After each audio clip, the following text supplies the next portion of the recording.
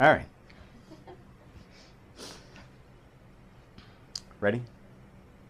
Hello, my name is Christopher Hellman with National Priorities Project, and the subject for today's budget brief is U.S. energy policy.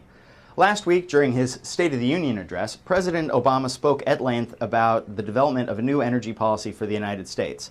Like others before him, he has to deal with the conflicting priorities of preserving the environment, creating and preserving jobs, and not harming the U.S. economy. What the President is calling for is energy that's cleaner, cheaper, and will create new jobs.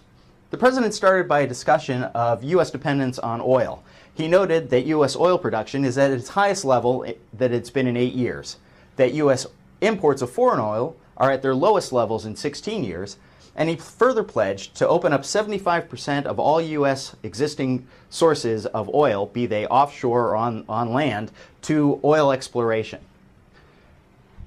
But oil alone is not going to be a solution to the product. The President noted that natural gas is also going to be an important component of any U.S. energy policy, and that the United States has currently a 100-year supply of natural gas.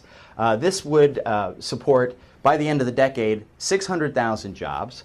And the President also noted that he would require full disclosure by drilling companies of any chemicals they would use on drilling on public lands. This is in response to the concern about the technology known as fracking, which is the use of chemicals that are injected into the ground in order to release natural gas that would otherwise be unavailable. But clearly, a continual reliance solely on fossil fuels isn't going to be enough. So the President emphasized the need to continue to develop our capabilities with regard to renewable sources of fuel.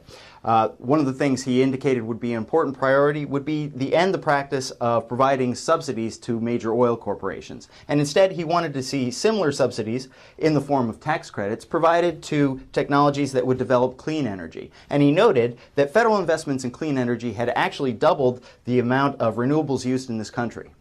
One of the things that the President didn't talk about is nuclear power. This is something that he has discussed as part of his clean energy program in the past, and while it reduces CO2 emissions and other greenhouse gases, it does not address the issue of radioactive byproducts of nuclear energy generation that in and of themselves create environmental concerns. For more information about U.S. energy consumption and energy resources, visit our website at www.nationalpriorities.org.